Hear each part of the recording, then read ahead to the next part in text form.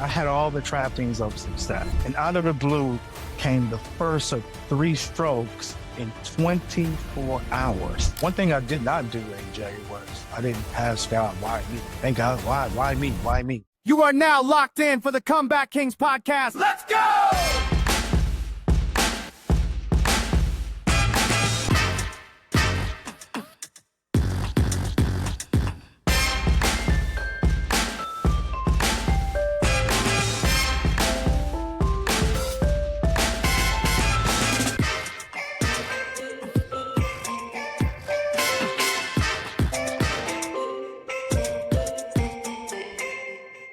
Oh, yes, Kings, it's time to get active with today's episode of the Comeback Kings podcast, our virtual man cave where we talk real about the challenges that men face, and we interview men who faced adversity head on and come back stronger than ever. I am your host, Aaron James, and today I can't wait for you to hear this King story. But first, the Comeback Kings is not just a podcast. It is a complete movement that we got going on here. Here's something that we designed with you in mind. Check it out. Don't forget, the conversation continues inside the CBK mobile app. This is the premier community for content, conversations, and resources, all built to help our Kings get back on track. Inside the app, you'll get exclusive after-show clips, direct access to podcast guests, and insider interviews with industry experts on everything from health and wealth to relationships and spirituality. You'll also unlock member-only deals designed for the needs of real men, plus tools and training to fuel your personal comeback. Come network with fellow Kings from around the world and be a part of the global movement, helping men rise from setbacks and rebuild a life that they're proud of, with purpose, strength, and community. Join the movement now. Download the free Comeback Kings mobile app at cbknetwork.com. All right, let's go ahead and get right to it. Let me introduce today's guest. Terrance Miracle Minnoy is an internationally recognized inspirational speaker, resilient leadership strategist, and author. He's certified by the Les Brown Institute and the Center for Executive Coaching. His speaking has been described as electrifying and thought-provoking, and I just got to tell you, he helps leaders thrive through change and adversity by emphasizing the power of self-mastery and emotional resilience, which we talk a lot about here. So, he's got a successful career in sales, leadership, entrepreneurship, and athletics. Terrance empowers others to unlock their highest human potential and set their miracle in motion. King Terrance Miracle Minnoy, I'm honored to have you with us here on the show today, sir. How you doing, man? Hey, AJ, I'm honored that you even requested me to be on the show, man, and excited to share with the audience things that I have going on in my life, and hopefully it can be of a benefit to those out there in your audience as well, brother. Yes, sir, man. Excited to have you. Thank you for being here. So, yeah, let's just jump right into it, man. Obviously, you're very successful in what you've got going on in your day job and in your career and in your speaking. For those that have not heard of you before, why don't you just kind of give us a little bit of a background of what you are up to and what you're excited about moving forward? Yes, absolutely. Thank you, AJ. So I'm Terrance Minnoy. And some people know me as Terrance Miracle Minnoy, and we'll talk about that at some other point, why that is. But a lot of exciting things going on in my life right now. Just a little background on me: grew up in the east side of Bakersfield, California, man, and just came up as a young athlete with dreams and goals and wishes that I wanted to to kind of have my life at another level. I was surrounded by a lot of the things that you probably grew up around as well. And, but I was lucky, man. I was blessed to have some athletic ability, went on to college and started a corporate career after that, after athletics was done and all of that, and just started working my way up the corporate ladder in biotech sales. I've been doing that for almost 20 years now. And, but there's just some things that happened in my life that have caused me to maybe take a little pivot and start a brand, start a business of speaking and coaching, wrote a book, so forth and so on. And now I'm just trying to speak across the country, sharing with different audiences of different ways for them to exude their resilience as well in life. And I've got a lot of things that are happening right now, a lot of speaking engagements coming up, and just excited to share on any platform of what's happening in my life right now. So again, man, just excited to be on your show as well. Thank you. Well, okay, so I got to know. So if you say athletics on this show, people are going to say, Tell me more. So what kind of athletics? Football, So swimming, basketball. basketball, hooping. Okay. I was hooping, but even though I'm built like a football player, so I always get that. Did you play football? And I go, no, I play basketball, man. I was blessed enough in high school to be a decent player. I got a Division I scholarship. I went to Idaho State University, played ball there, and ended up finishing my career at a smaller college. But I played point guard and shooting guard, man. I was decent, man. I wasn't wonderful, but I was a decent player in basketball. Right now, man, actually, it's funny. I about 20 years ago, I started refereeing basketball and went into college basketball as well. So from Division I, Division II, junior college, I actually referee college basketball to this day. So that's my athletic background. Well, listen, I will tell you, you know, I'm very impressed that you would be straight up and transparent with us, because that was your time to shine right there. You could have said, "Oh, nice," and nobody would have known, man. Nobody would have said, That is true, because I am old enough where you I don't know if you can find the footage, so That's I could have said anything. oh, there was no YouTube. There was none of that growing up. So Absolutely, bro. okay. Absolutely. So you got the sports background, and what did you say, 20 plus years in medical sales? Is that correct? Yeah, absolutely. In biotech still. What's with that? Like, what do you do? So what I do is, of course, I started out in pharma sales. So basically, I have a product or products that I promote to doctors. I have an assigned territory. I have an assigned number of accounts that I have in my territory. And I just would talk about my drug, and I will go see them. Hopefully they write the drug for the appropriate patient in their practice. From there, I moved on to market vaccines, to HIV medications, to now I promote a drug for severe asthma. So just really going and talking to my providers, allergists, pulmonologists, man, doing what I do, having a territory, kind of building my life around that. Very flexible career, very rewarding career. And yeah, man, I'm excited to not only, like I said, help people in this genre, in this arena, but also, with my corporate career as well, just being there, having the opportunity to save lives and help people live better. Hey, let's go, man. Good for you. 20 years, man. Listen, people don't do that these days. No, they don't. Not with the same company. Is it 20 years with the same company? Two companies, man. I one company 15 years, and then the last 4 or 5 years with another company. But let me tell you this, it's funny. This is hopefully somebody can take something away from this as far as not burning bridges, doing everything to be excellent as a default for them. What I mean is it's always being excellent. So the person that hired me into the pharma industry in 2006, we worked together for about 4 years. We had a great relationship. We would keep in contact over the years as he moved on to other companies. But when this other company 4 years ago, so we're talking 15 years pretty much later, 11 years later, after we started working together, he called me about another opportunity he was building with this particular company that I'm with right now. And that just, of course I came over, and income improved. It got better. Everything even got even to the next level, all because, I didn't burn bridges before. You get what I'm saying? I kept the friendship going and things like that. Yeah, man, I'm in a great place right now. Yeah. Well, so you got the good job, you got the hoops background, and you said you're speaking as well, and you have a book. Yeah. Tell us about. So about 10, I want to say about 6, 7, 8 years ago, I started speaking on a part-time basis, and it's still pretty much part-time right now. And I did that for a reason. And again, we'll get into that in a little bit. But I started a brand, and it's something that I've always wanted to do. And I finally developed a platform to do it. And I launched Miracle Minnoy Motivation several years ago. Now, some people would give me a hard time about saying miracle. Well, it's not something a name I gave myself. There's people calling me a walking miracle all the time. Therefore, I just started the brand, Miracle Minnoy Motivation. And so with that, man, I speak to audiences all across the country, large and small, mainly in a corporate setting, some in professional association setting as well, and some in education. It just depends. But I mainly really focus on that maybe that corporate audience, a little mix of corporate and professional associations where kind of I found my landing spot, my sweet spot for me.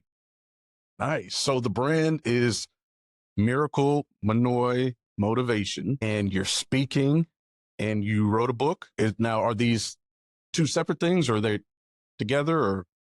Yeah. So these were two separate things in the sense of from the story that he in, we'll get into a little bit, is that I felt that I had some things on my chest or on my heart, I should say, that I wanted to share. Even before I became a speaker, even before I said, one day I'll do this, one day I'll write a book, one day I'll be a speaker. Then once something happens in your life and says, you may want to get to that sooner than later. And so that is what kind of pushed me, this pain point, right? Kind of pushed me out there to go, you know what? I better start pursuing my dreams, my goals, things that I probably want to start doing that sooner than later. And so therefore I launched the brand Miracle Minnoy Motivation. Okay. And what's the name of the book? It's called Indifferent Strokes. So not different strokes, indifferent strokes. And we'll get into that, why it's called Indifferent Strokes in a second, I'm sure. Okay, man. So you got a lot going on right now. God is good. Yes. God is very good, man. And let me tell you, there's something about pursuing excellence in all areas of our lives, not just, one thing. And I've been blessed to be in that place over the last several years, man, with a great career, a nice business that I'm building. I'm not trying to, run up the score just like that, just kind of at my own pace, making that happen. Physically, I feel great as well. Spiritually, I'm in a great place. I think it's just a matter of all of us, man, finding that, that groove for us, that rhythm. I'm in a great rhythm right now. There you go, AJ. I'm just in a great rhythm right now. And I think that I can share a few things that'll probably help some folks out there in the audience. Hey, man, I love to hear that. Yeah, rhythm is a beautiful place to be. I think that's what everybody strives for. So I want to hear a little bit more about that. But I also know that, you've alluded to this a couple of times, that maybe there was a time in your life where the wasn't flowing the way you wanted it to. So we're going to get into kind of what happened to you previously that kind of, put you on your comeback journey right after this. Yes, sir. All right, fellas, listen up. I'm about to let you in on a little secret that could save you thousands of dollars every single year. Why keep spending big money every month just to watch your favorite shows and sports, especially when there's Renegade TV? I used to pay monthly for YouTube TV, Prime, Netflix, Disney Plus, and because I couldn't catch my favorite teams locally, I had to drop even more money on NFL Sunday Ticket, NBA League Pass, MLB TV. It was sickening. Then I found Renegade TV. One device, one low price, and you get live access to every major sports league, NFL, NBA, MLB, UFC, you name it, you got it. You also get all the newest releases and thousands of movies and shows on demand. No subscriptions, no monthly fees, no hidden fees. Just one setup and you're set. So now I'm saving hundreds of dollars every month and easily thousands every single year. So go to streamrenegadetv.com and use code CBK2025 to save $50 at checkout. All right, we are back with Terrance Miracle Minnoy, and we've been talking about all the good stuff. We're talking about all of the good stuff. Let's talk about the setback. So you mentioned earlier that you are in a rhythm right now. And ideally, we'd love for that rhythm to just flow on forever and ever and ever. But we all know that, things happen from time to time. So take us back, Terrance. Help us or paint a picture for what happened for you and what kind of set you on this comeback journey. Let me start here. In 2015, out of nowhere, on a beautiful day in Southern California, working my great corporate America job, money in the bank, nice house, you name it. I had all the trappings of success. And out of the blue came the first of 3 strokes in 24 hours. So sunny day in Los Angeles working, 24 hours later in a hospital because a blood clot actually hit me in my brain stem. Then it actually moved a couple times over the hours, which gave me 3 episodes of a stroke. But let me go back even before that. We know a stroke is, they call it a brain attack. But AJ, what I realized is that I actually had strokes prior to that. I had other sort of attacks in my life, and some of them were self-inflicted. And since I just think it's appropriate on the Comeback Kings here that I mentioned that at the age of, here I was this high school athlete, people liked me, things like that. I was successful. I was well known as a jock, but I was student body president. I was doing some great things in high school, but I had a child at the age of 17. I'm considered that a stroke. I had another child in the age of 20.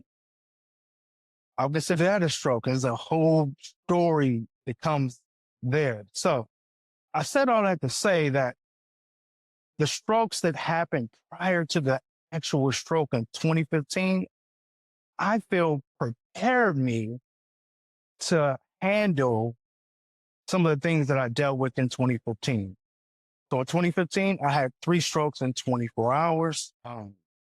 The doctor said that where the clot actually hit me in the first place, if it had stayed there, AJ, that I would be paralyzed or dead. So luckily it moved, or what she calls it, she said it broke up, and we'll get to that in a second. But because of that, as severe as the stroke was, I was able to slowly bounce back. So it took me about a year, it took me about a month or 2 to start walking again. It took me maybe another month or so to really have my balance and deal with some issues that come along with having some type of brain injury. I was out of work for about a year. And then I went back and just slowly started catching my groove of getting my life back to, quote unquote, a new normal. And from there, man, God kind of took it from there. I mean, obviously it was involved in the first place, but the trajectory of my life has been up and to the right and then some ever since this major setback. So some of my friends tease me. They go, everything you talk about now starts with the stroke, whether I'm posting something or this and that. And I say it for a reason, because I'm so thankful to the man above for this episode and bringing me through. And I feel that I would be doing him a disservice if I didn't share how this has been a blessing to my life, not just physically, the comeback being physical, right? But how it has blessed every aspect of my life. So when I coach people, yes, sometimes they want to be coached to win, whether it's corporate, whether it's health, things like that. But I help people win in multiple areas because this stroke has just synthesized some thoughts, some practices that have helped me help a lot of people in every area of their life, not just one. And I just want you to be a great total person, right? Not just in one area. So that's my story. That's my background. And obviously people can go online and see videos of it and so forth and so on. I took videos, AJ. We're going to go through that right now. They won't need to necessarily go further research, because I want to break this down, because what is that, 10 years ago, right? So yes, when you share it now, you share it from a position of, and I'm so thankful that happened. I'm so thankful for everything that happened after that. But when you're going through it, I imagine it's way different. So I want to start from the beginning, if you don't mind. And what I promised to everybody that I've talked to this podcast about is that we're not going to leave anything on the table. Okay. So no fluff. We're going deep. Like I'm not trying to just hear the surface. I want to know everything that was going on. So I've got some questions for you, if you don't mind. And then you can just kind of take it from there. But my first thing is, so 2015. So how old were you at the time? I was only 44 years old at that time. 44 years old. And a massive stroke, or 3 strokes. So you paint the picture of the day. Let's go a little deeper onto that. What were you doing? What happened? And yeah, just take us through that day. And yes, sir. Definitely. So, and when I say 3 strokes, for those who, there's different levels of a stroke. It's going to start out, if a person has a stroke, usually they have what's called a TIA first, which is a transient ischemic attack. It's a small stroke known as a warning stroke.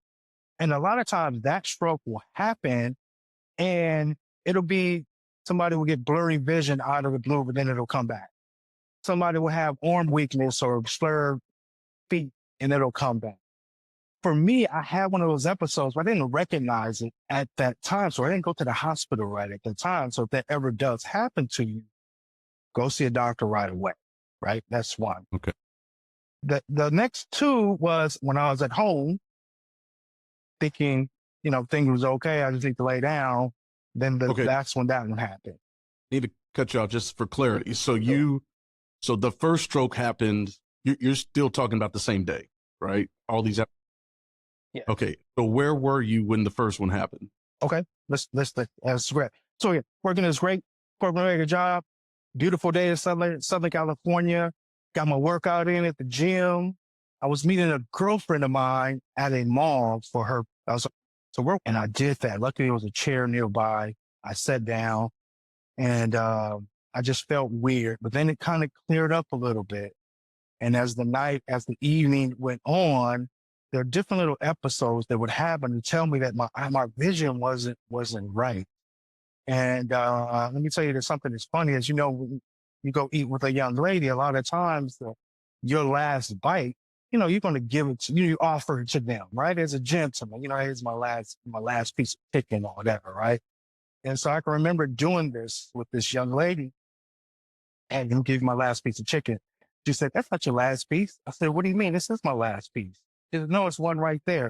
It was run right there to the right of that piece. Now here's the deal. I didn't know, AJ, but that transaction that TIA caused was a blind spot in my right eye, and I still have it to this day. A blind spot. So I go through the evening, and the next morning when I wake up, AJ, I'm like, my eye is still acting funny. So I need to go see an eye doctor. So I went to an eye doctor. I drove 1 hour from Los Angeles, Sherman Oaks, I should say, to Bakersfield, California. And I went to an eye doctor. The eye doctor got me in. He said, "Terrence, your vision looks fine." He said, "Your vision looks fine." He said, "If I were you, I would get a CAT scan or MRI. So, and then and to see if something is going on in your brain." I said, "Hey, no problem. I'll do it in a couple of weeks. No problem." I figured I would just wait. Well, it was that night, AJ. That night, the stroke happened. EMTs came and got me, took me to the hospital. Luckily, my son was at my house. We can get into that story because there's a miracle that even happened, that he was able to call the EMTs. They got me to the hospital, urgent care. They're looking me over, and guess what? The clock moves again. I have another stroke, and that just debilitated everything on the left side of my body. My speech was slurred. Just everything was just a wreck from there. And I actually thought at that moment, man, this is it. I'm about to die. And that's kind of how everything happened. And from there, I was in ICU for a couple of weeks and went to rehab and so forth and so on. But those 24 hours, there's so many things that happened during that day. I think something that's interesting that happened that day that your audience would be interested in. When I was in Los Angeles, having this beautiful, wonderful day, I made a post that day. I made a post on Facebook. I actually heard a rap song, and it was Pusha T and Kanye or something. I forgot the name of the song, but Pusha T's line in that song he said, "Ask Steve Jobs, wealth doesn't buy you health." And I actually posted that, AJ, and I said, wow, through all the bravado, there's some wisdom that comes through rap, right? Not knowing that within 24 hours after chasing wealth, I would be in a hospital fighting for my life with a massive stroke. And so I like sharing that with the audience since I actually have the post that I show on screen to show the actual fact that I made that post that day, but yet within 12 hours, 15 hours, I was in the hospital fighting for my life, man. And so, Man. in one chapter of my book, I call it The Universe Talks to You.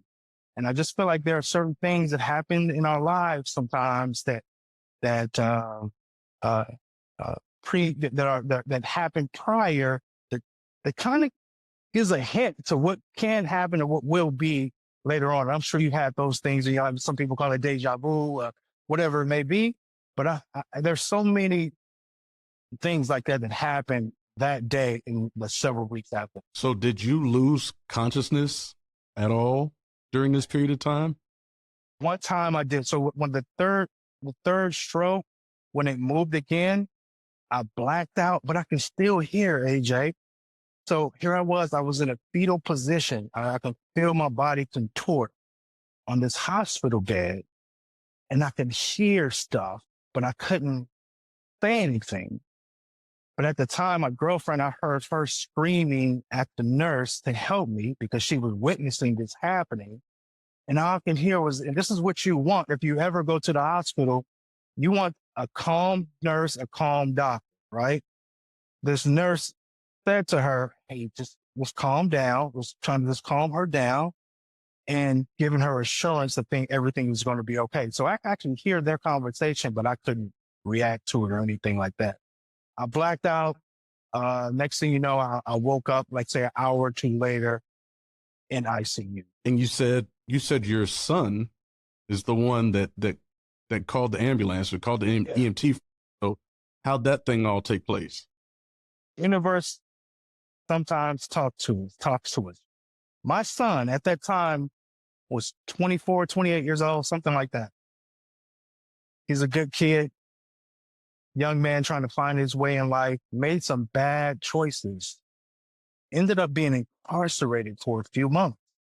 Now, keep in mind, he had never lived with me ever his entire life. Never lived with me. We're cool, we're close, but he just separate households, so forth and so on.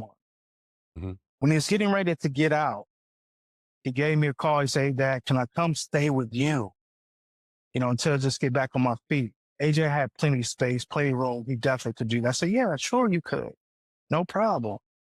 And this happened when he had been at my house maybe 2 or 3 weeks when the strokes happened. What I'm saying is, had he not been there, I would have been on the floor, not being able to get to a phone all by myself. And when you have a stroke, it's all about timing. You got to get some help like ASAP. The longer it takes, the worse off you're probably going to be. So luckily, man, and keep in mind, when I went home after that eye doctor appointment and laid down in bed, I didn't know if he was home. I didn't see his car.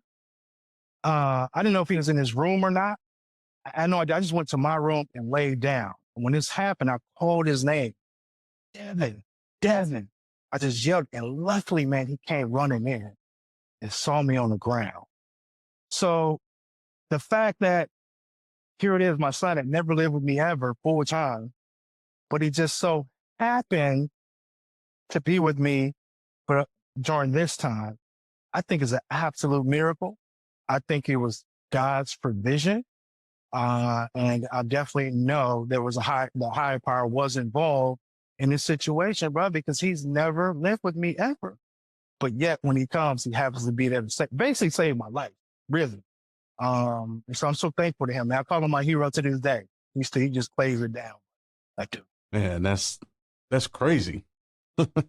So now you're in the hospital. You just had the third stroke. At what point in time, like, were you understanding of everything that was going on while you were in there?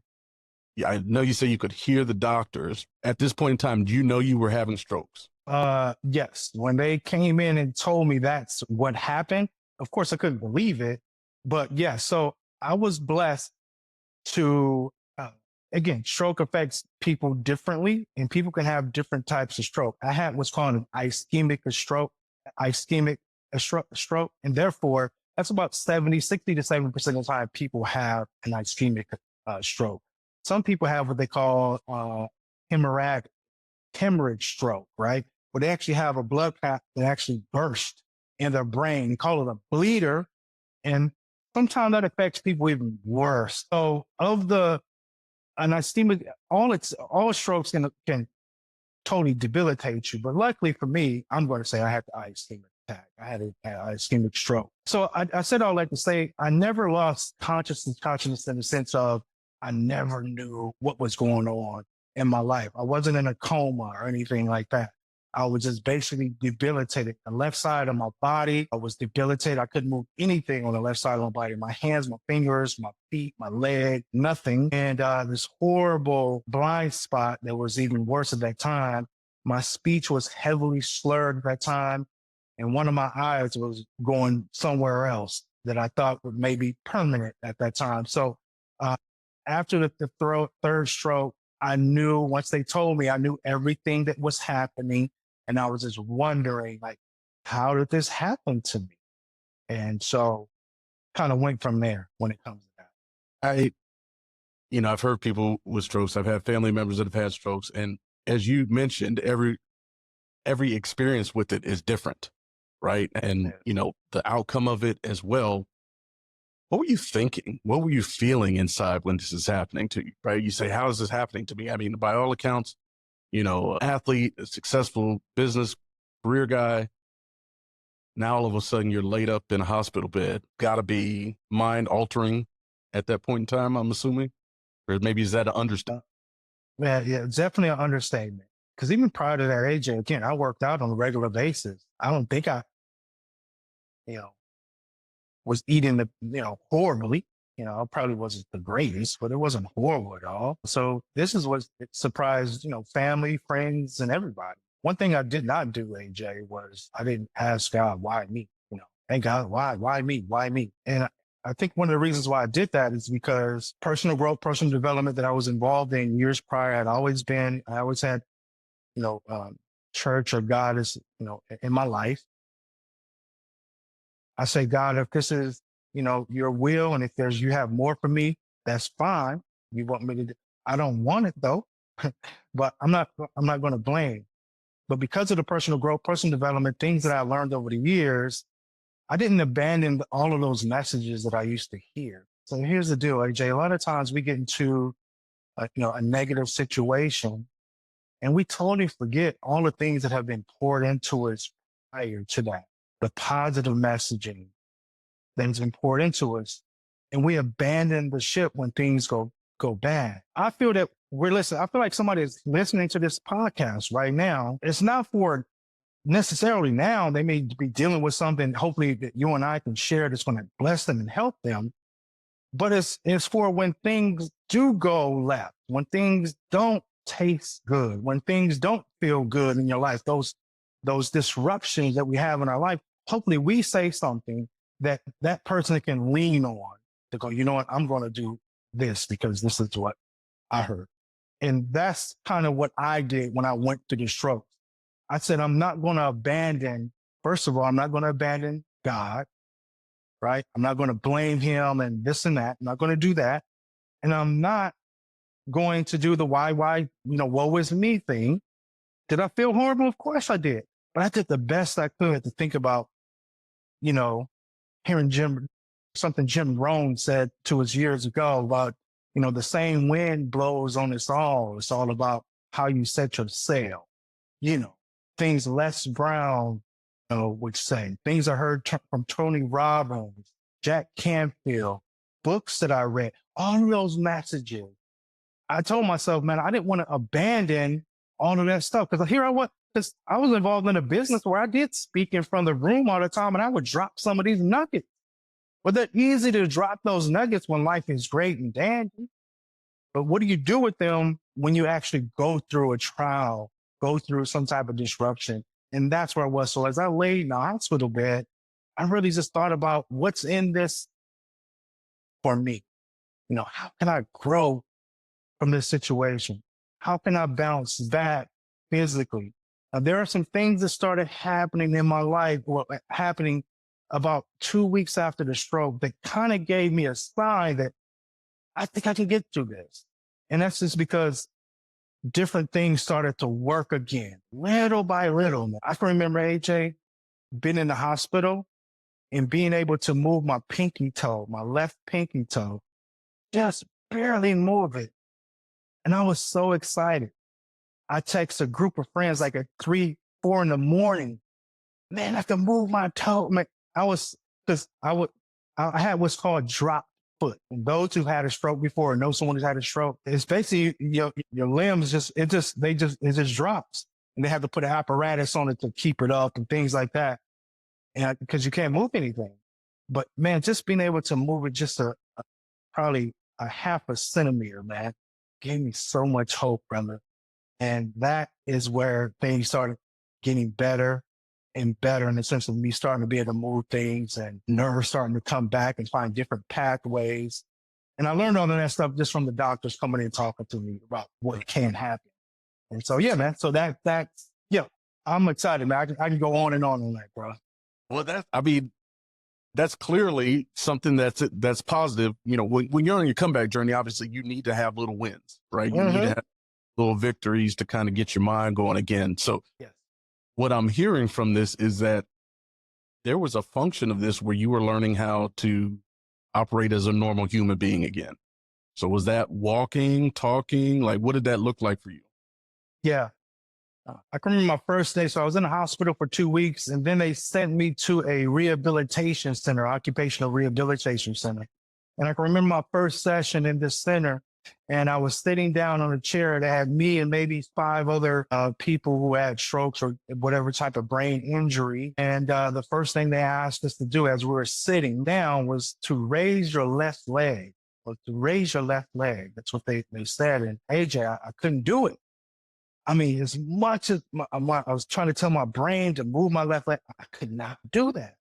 I was a little discouraged, but deep inside, I felt like I can get to that point.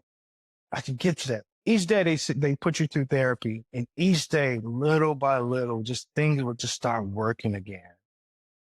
And I can remember doing that same exercise maybe a week later, and being able to just go up on, here I am sitting down, but just to be able to raise my heel off the floor. And then eventually start being able to get my foot a little bit off the floor. All these little wins, these small wins just started stacking up. And even though I wasn't ready to walk on my own just yet, these small wins that I stacked up gave me insight or an idea or encouragement, right? That I can possibly make it back. And, at that time, AJ, I would try to find YouTube videos of people coming back. And I did see those, but I didn't see any African Americans. I didn't see it. I didn't see too many African Americans who had strokes, kind of like I did, and that actually really just bounced back. Maybe I just missed them. I don't know. I definitely wanted to be one of those guys. And that's why I recorded a lot of my therapy, took a lot of pictures, things like that, because I was hoping in my mind, hey, one day I'm going to come back and I want to make sure I'll be able to share the story with other people on YouTube and wherever else so they can be encouraged as well, man. But again, I started stacking small wins physically, and that definitely helped me mentally as far as knowing that I can make this happen if it was God's will, for sure. Brother, that's crazy. And I will tell you that, at least from my experience or what I've seen, people don't document the journey unless they're planning on coming out the other side. Right. And so that's wonderful to hear. And I always hear it said that it's those that have, that their mental is right, that are able to get through some of the most excruciating illnesses and injuries. And I got to believe that your mental capacity and just where you were with your emotional resilience and just, for lack of a better word, it's clear that you had said my story's not over, and you're not only going to come back, but you are going to be the example for those that you didn't have when you were going through it. And again, AJ, thank you for all of that. Thank you for those kind words, man. You're absolutely right. And I believe that I felt that way because of what was poured into me as a youth from my mother, from church, growing up in the church, but also, again, being associated with people, with programs, with companies that promoted self-awareness, personal development, personal growth. So I had those things in my brain. I had those things in my surroundings at all times. So that when something went bad, I leaned on it versus panicking per se. No, again, I was shocked as hell. Don't get me wrong. I was afraid as well. But at the same time, I did think about those things. I thought about my mother. I thought about my church. I thought about my friends and associations and things like that, and the things that I read and learned. And I thought about growths that I've had have happened prior to that. You know, being a teenage father, growing up in poverty, a number of other bad choices that I made as a youth but yet I came out on the other side. I thought about all of that as well. And I think that is what helped develop my mindset as I laid in the hospital bed to practice those things. I didn't want to be a hypocrite, AJ. I didn't want to speak in front of people about doing something, but yet when I go through it, through a challenge, I don't lean on that same thing. And that was, that was important to me, that I actually lived my values the best that I could. And I feel that that is what helped me start moving again, being able to stand up, being able to walk on my own again, being able to run again, being able to get back to life as it was prior and then some. So you're absolutely correct about what you said. This is why I'm so passionate about sharing the story. Well, there's so, I mean, listen, you really are a miracle, right? Everything from your son being in the room to the bounce back. Let me ask you this question, because you mentioned, you're thinking about your mom, your grandma, and to me, it's clear that life's priorities quickly changed for you, right? Where you're worried about going to the gym or, something maybe superficial. And now all of a sudden you're learning how to move your left leg. It's a crazy difference. What did that do for the people, do to or for the people around you? What was your circle like and what were they going through when all this was happening? Clearly you can't work, right? You say you didn't work for a year, right? So I gotta imagine finances, were impacted by this. Family and friends around you, walk. Well, let me tell you, man, I was, first of all, I was extremely blessed. So even when I was off work, I wasn't out of work. I was still getting paid. So again, we again talk for another hour or two because there's so many nugget drops into my story, man. But let me just say this: when it did come to my surroundings, people were absolutely shocked that something like this would happen to me. Considering, again, I was a guy that I was going to the gym all the time. I showcased and I lived a decent lifestyle. I poured into people. I gave. I served. I was doing all these things, and so people couldn't believe that someone that looked like me, maybe physically looked good, that something like that could happen. What I am happy to say is that I really saw people show up for me. And that told me something about myself, AJ, that sometimes we look internally and we think that either we're not worthy because we know some of the things that we thought or said or did. We think that our light isn't shining, but it absolutely was. There were lots of people who came up to the hospital to visit me over those 2 weeks in the actual hospital, then another 2 to 3 weeks at the rehab hospital as well, just to see family, friends show up. And everybody was like, just shocked, man. How can this happen to you? So, but I also heard a lot of people say, and I know we say this to people all the time, you're going to be all right. You're going to come back from this and that. But the confidence in people's eyes or face when they said that to me, like, you can do this. If anybody can do this, Terrence, it's you. I mean, and hearing stories of me sharing with them something in the past while they were going through something, and they're going, you encouraged me when this happened to me, or when this happened to you, or when such passed away. And therefore, I know, what you have in you is going to help you come back. AJ, that felt the best. Knowing how people really perceive you. They may not tell you all the time, but a lot of times when you land on your back or you go through something, people kind of pour out what they really think about you, or if they really, really pissed off, right? They really let you know what they think about you, right?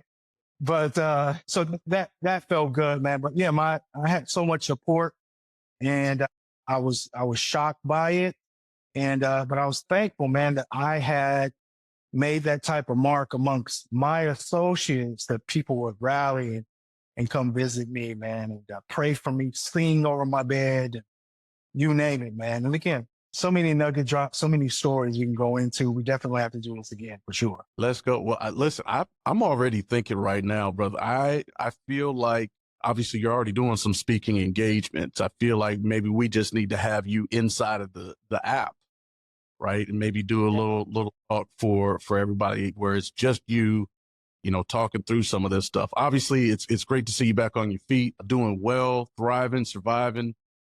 We already kind of talked a little bit about some of that stuff that's happened. So let's after we come back from this break, let's go ahead and wrap up by talking about what that comeback actually looked like for you and what we got to look forward to. So we'll do that right after this break. All right, we're back with Terrance Miracle Minnoy, and it's been an incredible story so far. I know that obviously that people know that you're okay now. You're here with us, but let's do this. Let's kind of segue into the comeback journey itself, right? We talked about mentally what you were doing, prepare yourself, prepare your body for the comeback. You're documenting your journey. Now you're on this journey. What does that journey look like? How long did it take you? And we'll go from there. Awesome. So from the first day I went into the hospital to the day that I walked out of the rehabilitation hospital when they sent me home was about 5 weeks total. So in that time, first day when I got home, first of all, I knew I couldn't go back to work, obviously. And of course, with work, you have a certain amount of time to be on what's called short-term disability before it goes into long-term disability. Luckily for me, man, I was blessed. A lot of lessons during that time as well. We're going to talk about those at some point, sometime in the future. But what that looked like for me was that since I couldn't go to the gym, I couldn't drive right away. So they took my license away, which is custom when a person has a stroke. And so I made sure that since I couldn't go to the gym for the very first time, I actually bought a weight set for my home. So during those 5 weeks, and I left the main hospital I had, was called the rehabilitation, and was called outpatient rehabilitation, which meant I went to a center and then they put me through some therapy. But you also have to take the onus on yourself to, work on things even when you're not in a rehabilitation environment. And so I bought weight for myself. I started eating better, less sugar. By the way, they believe the cause of the stroke was a small hole in my heart. And so I started drinking a lot more water, less sugar, do my best to do less carbs, a lot of weight training at home, a lot of the exercises they were having me do in the rehabilitation hospital and at the outpatient rehabilitation. Really started just practicing just doing those exercises over and over and over. And to overcome a stroke or any type of situation where your nerves are damaged and you can't move like you did before, the way you do that is through repetition. So you keep squeezing the tennis ball all day, or you keep, raising your leg over and over and over. Why? Because your nerves will create different new pathways to get to where they need to get to. The human body is phenomenal. So you would have what's called neurospasticity. These nerves will just create new ways to do what they're supposed to do. And I would just keep practicing, man. I would just do the same thing over and over, repeatedly every single day. Take a break here and there and really get back to it. But I just tried to put my body in motion as much as I could. Luckily, when I did leave the rehabilitation hospital, I was able to walk with a cane. So I walked with a cane for a couple weeks as well. But then eventually, just things started improving where I started walking without a cane. And I was able to start jogging a little bit. I can remember a good friend of mine, one of my best friends, actually saw me doing some what I call the dark work. And what I mean by the dark work is stuff that you do on your own. When you really putting that work in, AJ. Here it was, not I was in my own world to come back, and I was jogging, just jogging. It was almost like maybe a little bit past dawn, a little dark. But my best buddy of mine, he is a CHP officer, so he goes to work early. So I had my headphones on. I'm just, I mean, I'm going slow, but I'm moving, AJ. But to hear him honking, and then get my attention and give me the thumbs up, man, it encouraged me so much, AJ. But here I was doing the dark work, man, when nobody can see, nobody's around. And isn't that so? I know we're going to talk about that in a second, man. That's life, man. It's doing that work when you're not getting accolades. Nobody can see you. You're not posting it. You're just going to work. And that just encouraged me more. So it was a lot of that during that rehabilitation stage. I finally got to a point, AJ, was that I was able to trot on a treadmill. I remember going days and days doing that. And finally, AJ, get to a point where I can run at like 3 miles an hour. That, even got up to like 8.5, 9 miles an hour for like 30 seconds. Like just really getting back, man. Had a little limp with it, but it was coming back, man. So during that time, man, it was just work, work, work. Another thing it was, AJ, I did the best I could to continue to serve as much as I could. I just felt like me giving back or me sharing a positive word or making sure that my tithe still got to church or giving some clothes away, whatever it was, AJ, I just felt like the more I did that, the better I felt. And I know it sounds cliche, and I used to think it was cliche and, it's BS, but I mean, it really is real, man. When you give to the world, things just happen for you, man. They just do. And same thing, even what you're doing right now, man, your podcast, your audience, giving to your audience, not this big expectation, not asking for something back all the time, but you just taking time out of your schedule. When you're probably dealing with, so you probably got some stuff going on, but you still it comes back to you, man. So I'm a firm believer in that. Of course, when I'm on stage, man, I try to make sure I don't cross that line with some audiences, of course, but I think you know exactly how I feel, what I mean by that, right? Give, man. I have a chapter in my book, Indifferent Strokes, called, I believe it's called Give on Your Back. No. Give it away, give it away, give it away. Like the Red Hot Chili Peppers, give it away, give it away, give it away. Now, it's basically, when you're on your back, give. When you're in a tough situation, give. That's going to help you rise. So I hope I answered your question, man. Well, listen, yeah, man, this is your show, man. I'm just here. I'm just taking it all in. So this rehabilitation period, it's clear that it wasn't just some overnight success story, right?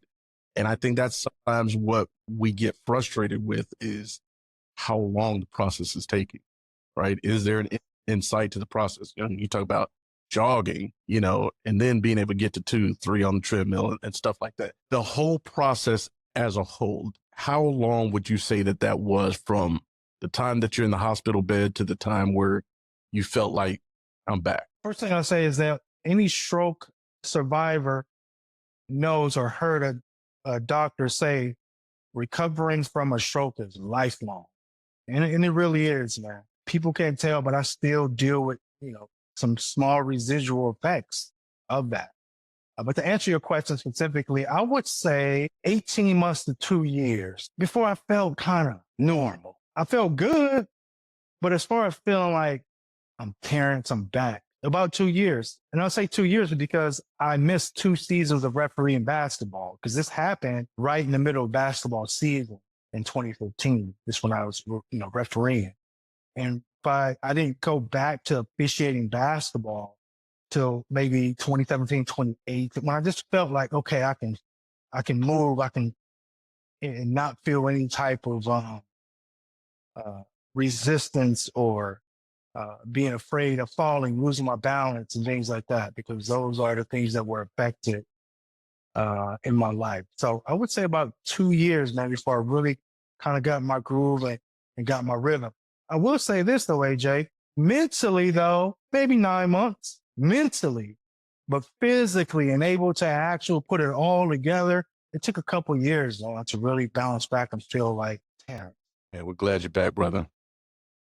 Man, thank you, man. I appreciate the words, man. Every kind, man, I don't take any kind word from anybody uh, for granted, man. I know I'm very lucky. I'm very blessed to still be here. Matter of fact, the miracle, since we're on this topic, the miracle comes from the fact that my friends would see me during my recovery process and say, man, you're a walking miracle. You're a walking miracle. I'll just hear that so much. And so now it's come to a point where some people just call me Miracle. I mean, they just know me as that now, you know? And it feels good, man, because it's not a pompous type of thing. That's a real story behind it, you know? Right. And I'm happy about that. I really feel like this situation, I know this sounds crazy, was icing on the cake. And what I mean by that is here I was, I have this message. I mean, I've always had this message of positivity, you know, climbing the ladder, whether it's corporate business, whatever, all these positive things to get to the next level in life. I feel like God allowed this to happen to me. My Job moment, as I would call it, allowed this to happen to me so I can actually practice and be authentic, you know, when I share things with people, you know. So he just said, hey, your story is great. You have a great message inside of you. I want you to share this at some particular time. But you know what? Let me throw something a little on top of this now. Let me allow this to happen to you, allow you to bounce back and come through. And now you can really share, you know, my power, right? And it can really share me personally, my resilience to be able to share that with other people and come back and come through authentically because I have a story to back it up. Like even when people question my, you know, nobody's questioning my stroke. But people have said, because they see me now, they see me on stage, they see me doing everything I do. They go, oh, you must have a minor stroke. And they go, well, I wouldn't say a minor stroke. Here's a video. Here's some pictures. And they go, oh my God, I can't believe it. They can't believe it. And as a matter of fact, when I take the stage, AJ, there's a 1-minute video that shows usually beforehand that shares the story a little bit. And the reason why I do that is because if I just walked up on stage and just told people what happened, a lot of people wouldn't believe it. They would, or I would say they wouldn't believe me. They would think that, again, it was something small, you know, nothing big. But once they see the video of me, you know, learning to walk again and all these different things, then they go, oh, wow. So that really sets the audience's stage to receive what I have to share and understand that I've been through some things and I know how to navigate, or I've learned how to navigate through some things. And hey, I can help you too. Hey, not just physically, mentally, career-wise, all these different things. I can help you in those areas too, because guess what? I'm doing that too. So yeah. Amazing. So let's do this to wrap up, man. Give me some keys for this entire process, whether it's the key to the comeback, key to the mental side of things, whatever it is that you want to share. And then any takeaways that you like for the fellow Kings that are listening to this show right now. What do you want them to take away from this for whatever they're going through on their own? Thank you for that question, man. That's a great question. Here's number one. It's what I share with people all the time, and I share with audiences. The first point that I make is to have a sense of urgency about your life. Stop thinking that you have all of this time, or that you know how much time that you have, because you never know. It was Napoleon Hill in his book, Think and Grow Rich. He said, life is like a checkerboard and the player opposite you is time.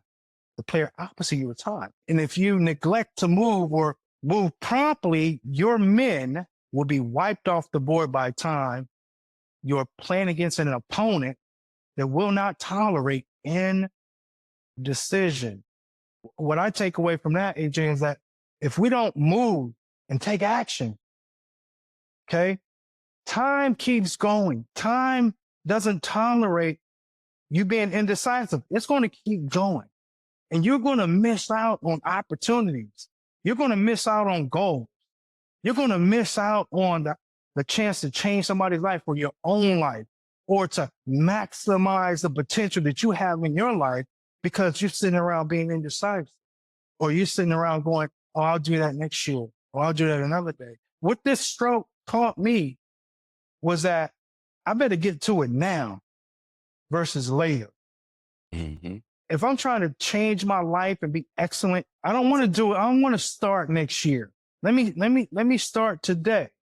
Even when I get up during the day, what one step can I take today that's going to help me be excellent?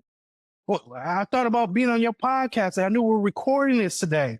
How can I bring the best self?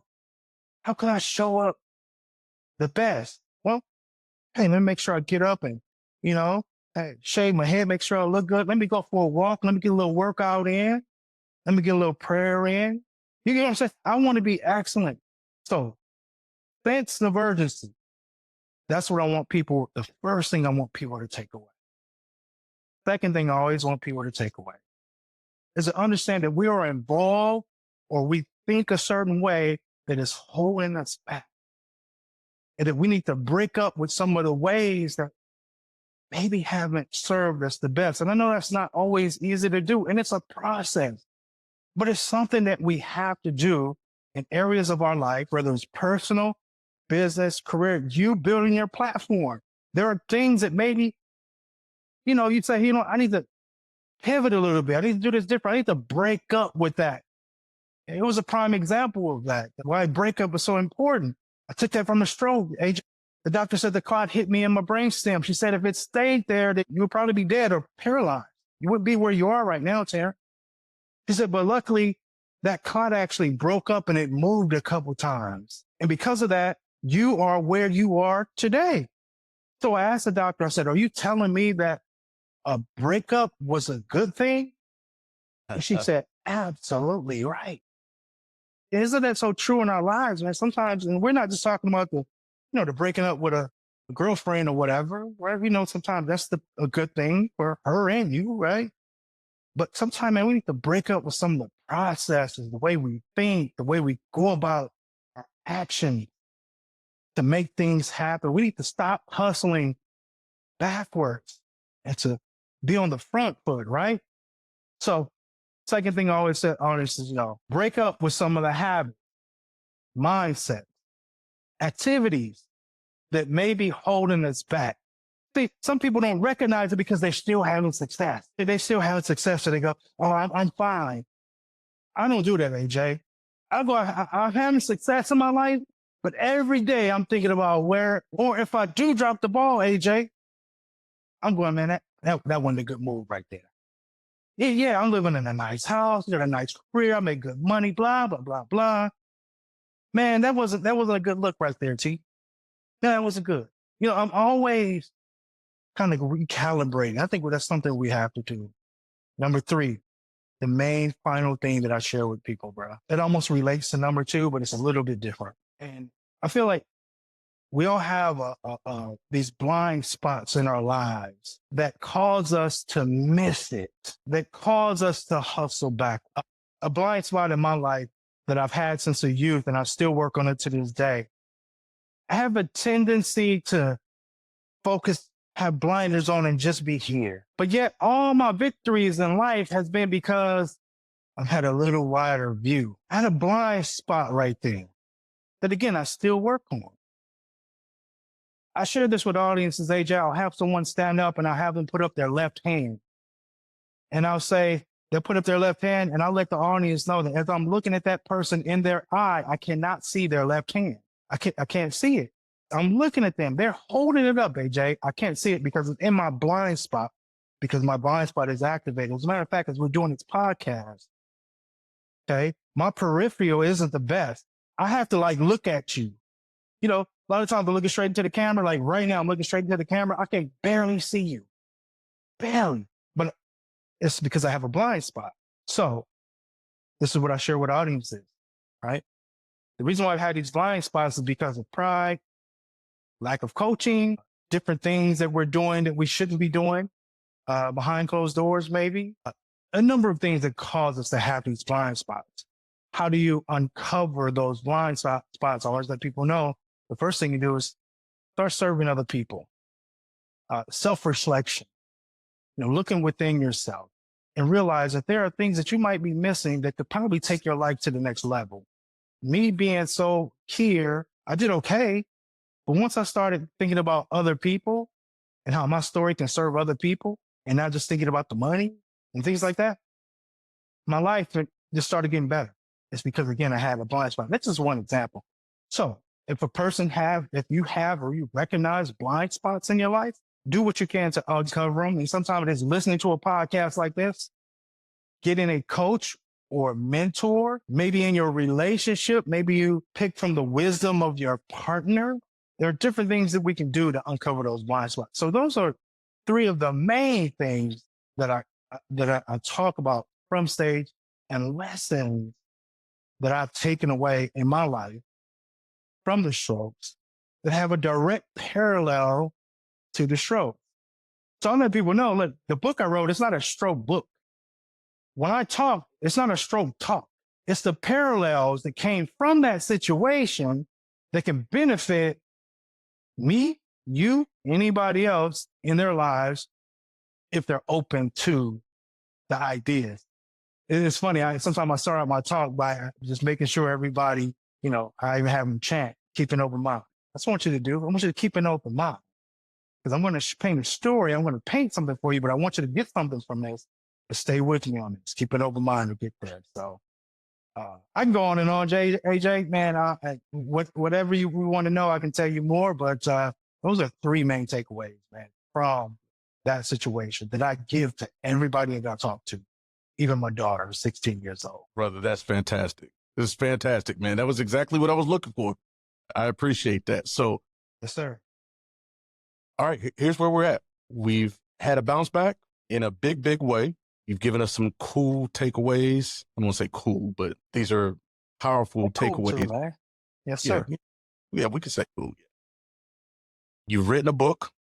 Yes. That will go into more detail, not just about what you went through, but also how you came up out of it. Yeah. Where can they get that book? It's awesome, man. So people can go to Indifferent Strokes. I'm gonna hold the book up here. So this is a book that I wrote several years ago called Indifferent Strokes. And people can go to indifferentstrokesbook.com and order the book. I think it's like, wow, $15, $16. The good thing about that, if they go to the site and get it, no, of course, they can get it off Amazon, no problem. Thing is, if you go to Amazon to get it, I can't sign it for you. So if you get it from me, then I actually ship it to you and I actually sign the book. But again, indifferentstrokesbook.com. People can order it off my website as well, terranceminnoy.com. But honestly, most people get it off Amazon or they go to indifferentstrokesbook.com. And again, man, it's just a plethora of stories. It's some fun stuff in here, some funny stuff in here as well that people can take away that can really serve their lives. I got great feedback on this book. And it was self-published. I didn't go big or anything with it, but it's something that I give to audiences. And again, people can buy it, at my events as well. And matter of fact, I'm taking several with me tomorrow. I'll be speaking in Los Angeles and doing that. I'm excited about my next book too, though, but it's called Tin Man, basically strategies on leadership and self-mastery. The reason why I call it Tin Man is because our family matriarch, our big mom, my family, my nickname is Tin Man. As a matter of fact, my cousins who I grew up with, they know me as Tin Man. Some of them still call me that to this day. And it is taken from the character Tin Man from The Wizard of Oz. And it's because if you met me, I'm very, my posture is very erect. My shoulders are back and this and that. And I used to run that way as well. And so anyway, she called me Tin Man. Everybody in my family knew me as Tin Man. So in honor of her, man, I wanted to entitle the book Tin Man. And, of course, with a subtitle. And that's going to drop some great, great nuggets on self-mastery, on leadership, and so forth and so on. So, man, I'm excited, man. And it's platforms like yours, where I can get my message out and do my part and serve the world in my lane. And if that lane grows, great. If it doesn't grow, that's fine. If I'm touching who I'm talking to, those handful of people, hey, man, I'm excited about it. So that's why I was excited to build on your podcast, man, because it's all about the comeback. And I've definitely made a masterful comeback, and I thank God for that.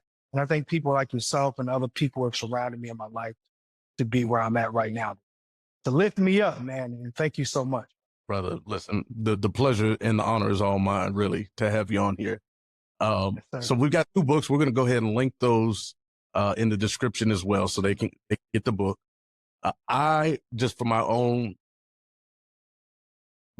pleasure, I need to see video of you running like the Tin Man. Like, I need you to send it to me.